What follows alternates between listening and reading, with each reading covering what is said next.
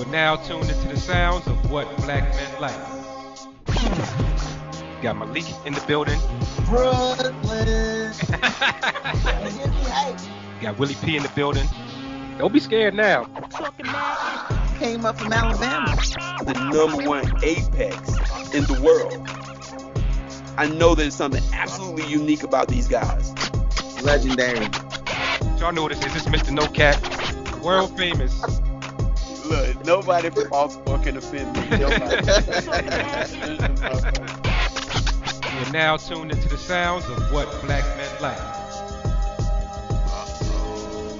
Welcome back to What Black Men Like, the Black Man's Lifestyle Podcast. This is yours truly, Mr. No Cap. Of course, we got the regular cast of characters in the building, the Fantastic Four, and we also got a special guest.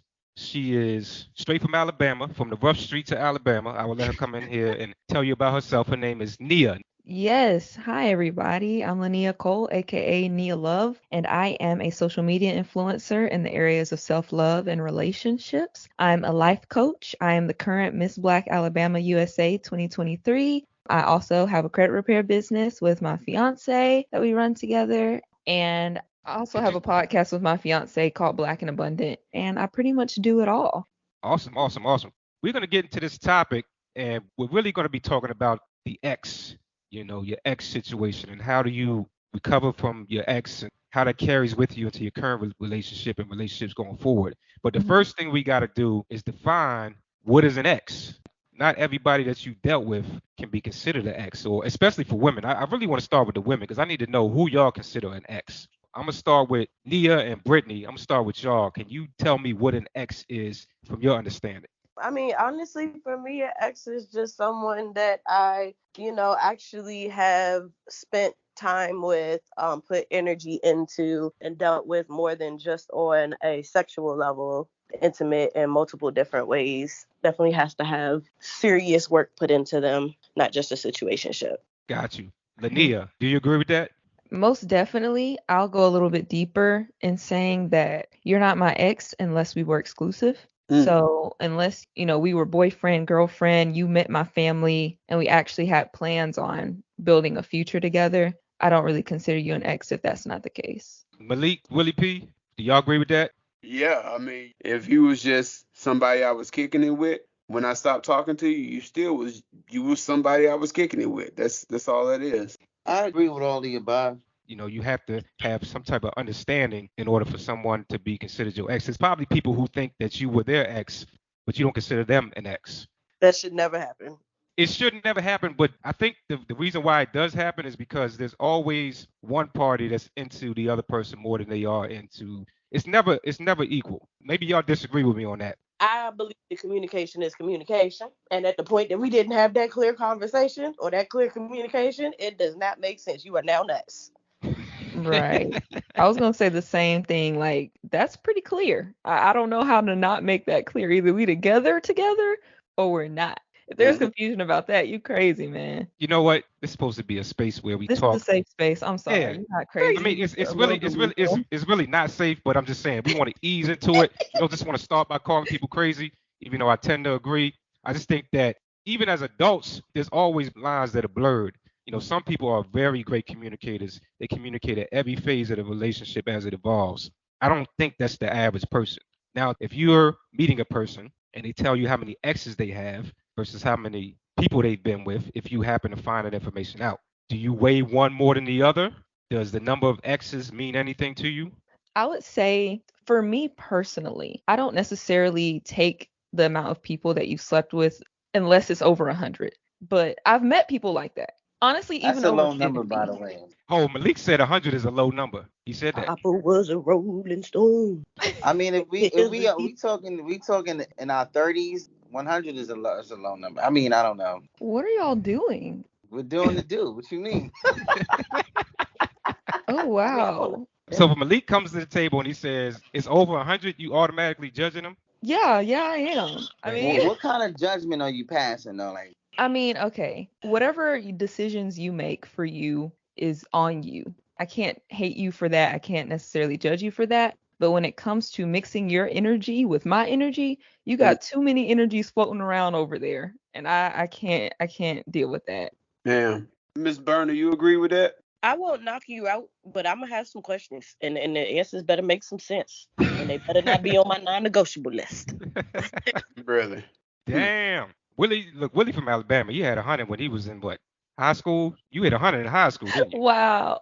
Nah, Lord. because I didn't start having sex until I was out of high school. I will agree with Malik. 100 is a low number. I think it's a low number for a single man, especially in an area like this where it's like the ratio is like, I don't know, 10 to 2. But if I ever met a woman and she said 100, yo, I'm out. Yeah, well, what makes it Again. okay for you and not for women? That's not what I said. What I said was if I met a woman and she said that, then I'm done. Now, if a woman wants to do that, it's her body. She can do whatever the fuck she wants to with her body. But as for me locking her down, hell no. I take a woman with 100. That's cool with me. There we What go. what they got? There we go. She know exactly what she like, what she want. She choose me. That means she choosing right. A woman's 100 is really like 250. Let's be real. Like when a woman says 100, you gotta multiply that Now we times put in 2, constraints and divided by criteria. 3, carried to the 1. Like a woman's body count is different than a man's body count. Men typically exaggerate it. Women typically underreport I it. wouldn't exaggerate. So Britt and Nia, I'm not talking about y'all, but in general, women are not necessarily honest about their body count. Is that not a true statement? I can't necessarily speak for all women because I feel like the women that you guys may encounter are different from the women that I encounter or I surround myself with. I surround myself with women who are No, a they the little bit same. more- They the same. Trust me, they the same. Oh, okay, look. will I'll say say that- every woman that I've talked to has never been like that. Women in the South are very much different.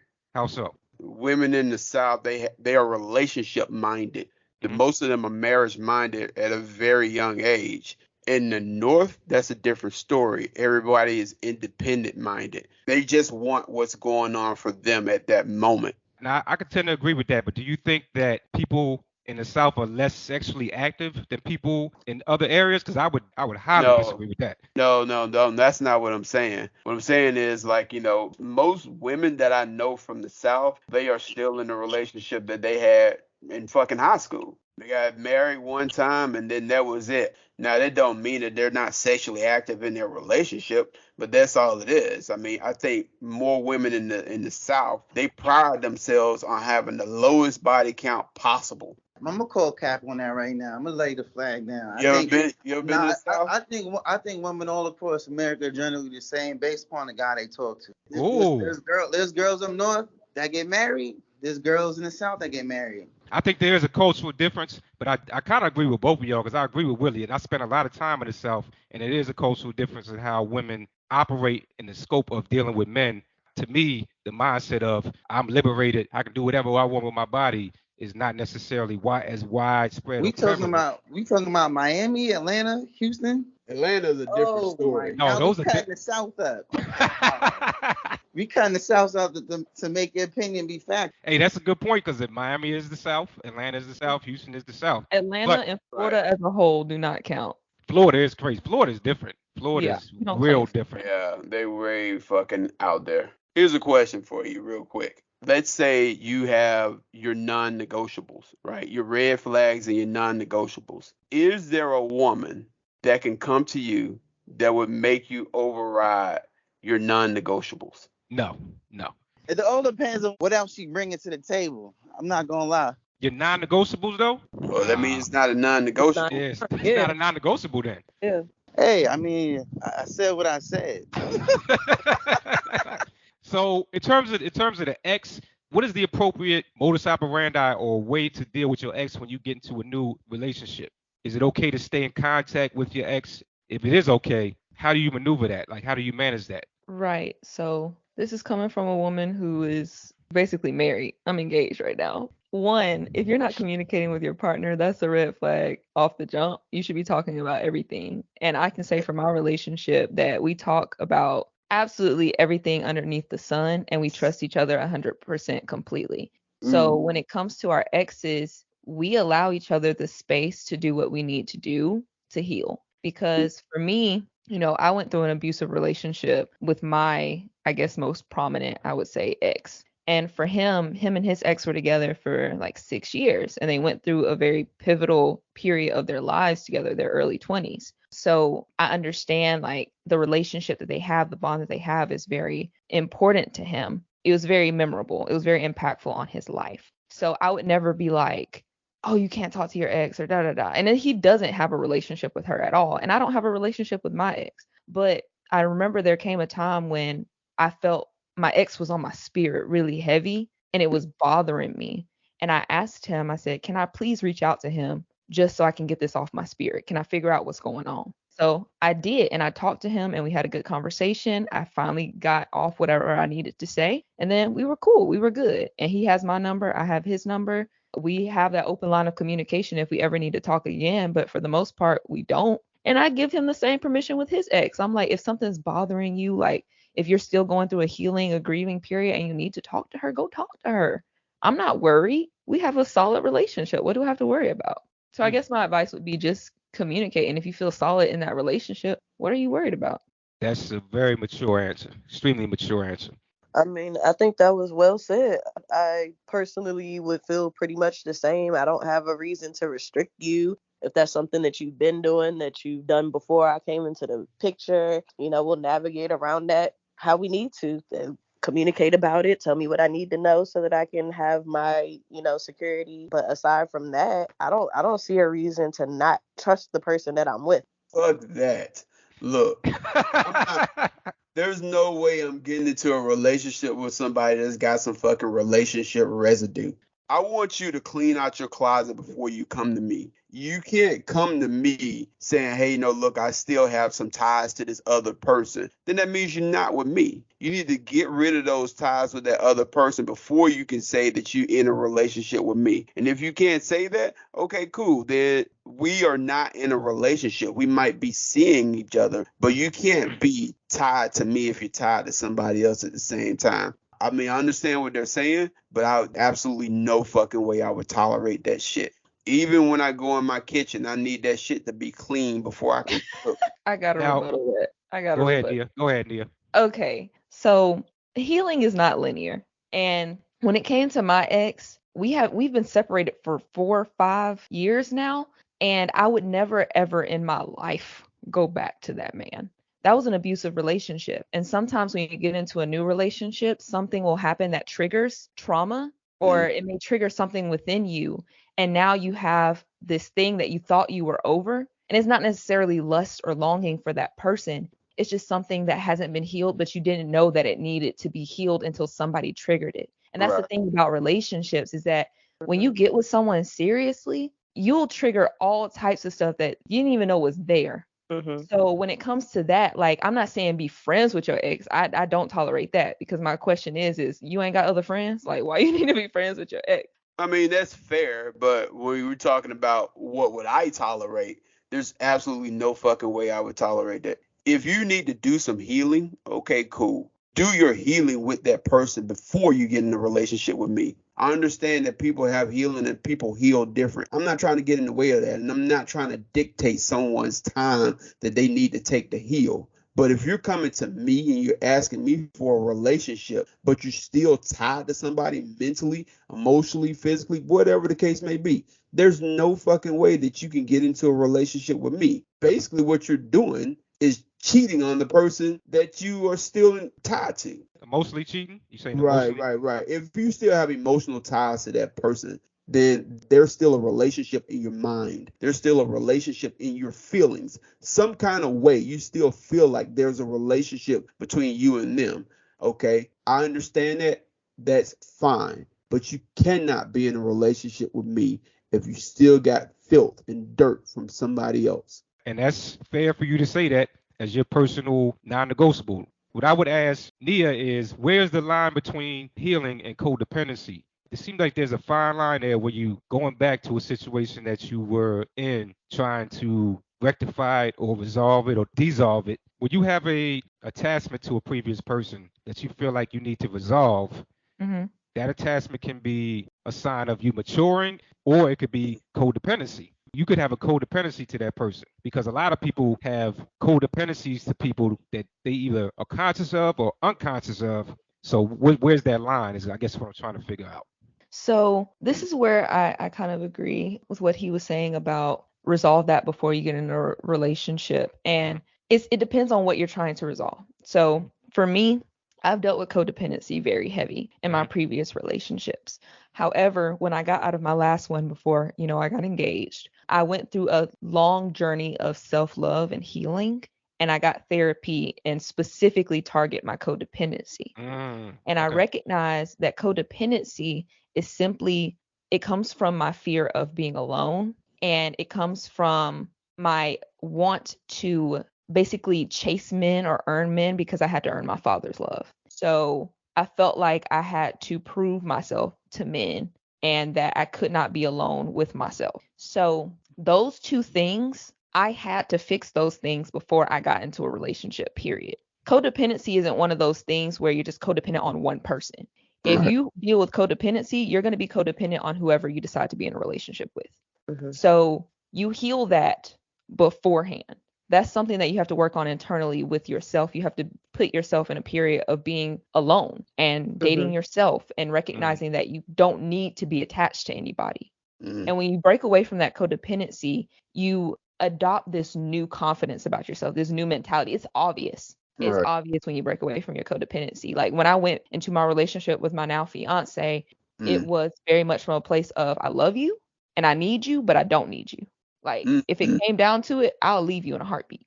Oh shit. Damn. So codependency, we're taking that off the table. That's not what I'm talking about. If you're still dependent on your ex in that way, yes, go figure that out before we get together. However, when it comes to deep-rooted traumas that still might be triggered, for example, I hate to put my fiance's business out here, but his ex, she ended up doing something with another man. And sometimes my fiance, he'll put that on me. He'll be like, oh, well, I'm scared for you to be friends with my friends or something like that, because I feel like if something goes bad between us, you'll run to them first. And I have to constantly remind him, hey, babe, I'm not her. I'm not going to do that to you. And that's trauma from your past. But all I'm saying is that there's different types of traumas. Like if there's trauma that's connected to that person, like you feel like you need that person, then go handle that. But if it's overall traumas, so like ideals or beliefs that you carry into your new relationships based off of your old ones,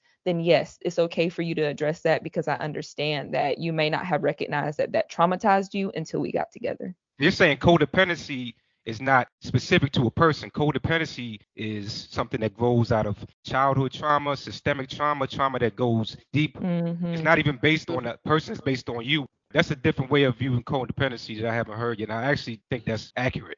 I've studied it. I'm a life coach for a reason. Yeah. So look, as a side note, I would say all this being friends with my friends shit, hell nah. Now, if we have friends jointly, that's a different story. Don't try to be friends with my friends, because I got fucking questions for you. I think it's kind of weird when people are overly pushy to try to befriend your friends. Right. I have friends like Malik, and they're savages. So I don't really want you around my friends. Yeah. I like how I get all the slant. All of these are projections. I'm actually a really nice guy. Malik has a codependency to big girls. How do we deal with that? Well, I must say there are some codependencies that are healthy, and then there's some unhealthy codependencies. So, Nia, Britt, how do you feel about your new person, your new boo, trying to be friends with your friends? And on an extreme level, what if your new boo was friends with your ex? Ooh. That's so shit. funny. See what you got for that shit. Well, I will say, if my man is friends with my ex, that's a problem. And reason being is because I would hope that I would not want to date people in the same circle, because I'm basically just repeating my same mistakes. Because you are like your 5 closest friends. Okay. I know, and never in a million years my man would ever want to be friends with my exes. I wouldn't want to be friends with them. You know what I'm saying? But that's just my thing. If they just so happen to be friends, I guess cool. But I just feel like after understanding things from my side of how things went, they probably wouldn't be friends after that. But how I feel about him being friends with my friends currently, like my girlfriends, he's actually friends with all my girlfriends. And I'm friends with all of his guy friends. Now, by defining friends, it's not like they hang out when I'm not Associates. there.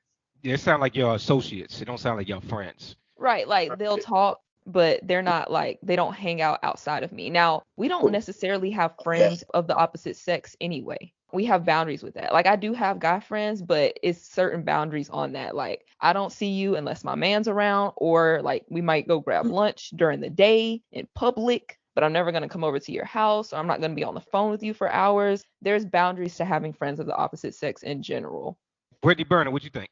There's levels to it, because I mean I have platonic male friends. I don't have many, but the two that I got in my court, typically I'm not gonna rock with changing Do them they to. like women? Do these two dudes like women? Oh yeah, both of them like women. Okay. So, but for me, the thing is I'm not gonna change my interactions with, and I call both of them brother, and I know how people go. They be like, that's not your brother, whatever. I don't have that relationship with them. If the person who comes into my circle can't trust that that's what that is, that's on you. I'm not gonna change that. But as far as like new relationships, being friends with my ex, that's probably not going to happen unless I just so happen to meet you years later and I had no clue that y'all knew each other, or y'all weren't friends when we were friends, or something along that lines. Because I never do the same circle. If you know that dude, we're not doing it. It's a wrap, unfortunately. Like all the way down to I probably talked to somebody back in college and I still won't talk to this boy's brother, because I'm like, yeah, I don't care how many years have gone between. I'm just not that type of person. I don't do the same circle ever. It just mentally causes too much, and I just can't think around it. Now, when it comes to friends with my friends, associates only. Never will you ever be like, I can call your girl up and have a good long conversation and you didn't know her before me. Hell to the no. When did y'all find that much time to get that deep into it? And the fuck do y'all be talking about? And why ain't I in all the conversation? Hell no. It's too much for me. Willie, She felt that one. from a man's perspective, is it different from a man's perspective? Willie P, Malik, is it different? Do we operate differently when it comes to that? I can speak. I'm gonna speak for me. First off, if you need to be fucking friends with my male friends, I have questions about your desperation for attention. Don't be sitting down there trying to fucking hang out with me and my boys. They come over to fucking watch the game and shit like that. Y'all can call that fucking low self-esteem or low self-confidence, whatever the fuck you want to call it. That's just how it is, okay? I don't like mixing things like that, because with my woman, I invest things that are like on my emotional side in her. With my boys, it's a different type of thing. We talk about shit that I don't want her fucking knowing about. Same thing with my girl. I do shit with her. I don't want them fucking knowing about it. That's just how it is for me. Now, going back to fucking being friends with fucking exes and shit like that, I'm like, okay, why? Right? And then being friends with look, I've never been in a relationship with a woman where I was friends with her girlfriends. What the fuck we got to talk about? Now, being cordial, hey, how you doing? Y'all have a great time. I'll see y'all later. Some shit like that. That'd be that. I don't want any type of opportunities. Somebody saying that I said something to them, made a pass at them, or some shit like that. As a matter of fact, I have a strict policy of not even talking to my homeboys' wives. If I know he got a wife, it's just cordial. Hey, how you doing? Let that be it. I just found out the name of somebody's wife that I talk to all the time. Right. That's like a bro code type of thing. I've been doing that for years. Like, so I might not even know her name. That's just my man's wife. Malik, let me ask you this. Would you deal with a woman that is friends with your ex? Your ex has a friend. She's a big girl. She BBWs. Wait, but why would I not? Because she's friends with your ex. Yeah. So that, God damn it. So that means nothing to you. That means nothing to you. That means my ex was telling her how good my pipe game. We want to find out herself. Come through. What's up? So you saying you already got the leg up. First of all, how do you know that your ex was telling her about you? How do you know that? Because she came right after it was over. She came running to me. I'm like, what I got for you? The fact is, this happens all the time. Let me ask, because you talking crazy, but I know you talking for real, but you talking crazy. Let me ask everybody this. When you put your exes, like when you line your exes up, does that say something about you as a person? Like if you was to bring in your past 2-3 exes in a room, would you be embarrassed? I mean, embarrassed, not necessary. Well, maybe. I'm gonna be a little You embarrassed. be like, yo, Brittany, you dated this motherfucker? Yeah, no, trying shit won't work. Damn, Nia, and I appreciate your candor about your ex. In terms of like your last couple exes, do you feel like that's a reflection upon you, upon the person you were, upon the person you are? What do you have to say? Yeah. I mean, I only have two exes, but I cannot be embarrassed because I'm gonna be honest of who I was at the time. The first guy, he was abusive. So I mean, I guess you would call that embarrassing, but at the same time, it's like I was dealing with so much trauma and hurt and depression and anxiety back then. Like, of course I attracted someone who could hurt me because I was hurting myself. You know what I'm saying? So Facts, what is there to be facts. embarrassed about? I'm glad that I'm in a place where I grew past that. So I don't think there's anything to be embarrassed about. You were where you were when you was there. Thank God you're not there no more. That Here you go, part. girl. That's what's up. Willie P, Malik, how would you feel if your last couple exes was to walk in the room? Would you be like, yeah, that I did that, or would you be like, damn, I don't know what the hell I was doing? Bro, look, there's no fucking way I'd be embarrassed about him. There's no way because the type of man I am, I know the type of woman that I can get. Anybody that's looking at my ex and be like, damn, Willie P, you did that? I'm like, yeah. So fucking what? They'd be more impressed than I would be. And I got evidence to back it up if any of y'all want to fucking. We will be checking the Carfax, so we Okay, definitely cool. will be. Hey, check it out. But to going back to what we were saying about exes and shit, this is what I would say, and I would give guys this little bit of life advice. Women can be very vindictive. If you can avoid your ex talking to your current woman, avoid it at all costs. Because you never know what type of residue she still has for you. Some women, they hold on to jealousies, and men, they hold on to jealousies. They hold on to hurt, and they want to hurt you because they feel hurt by something that you have moved past.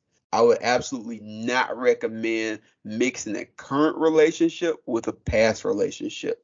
I mean, it's fucked up that we have to say that, but that is a reality. You would hope that you leave people better than you how you found them. That's the goal of a mature, evolved human being is to leave people better than how you found them, so that anybody can come and say, yeah, used to deal with homeboy, used to deal with yo, deal with her.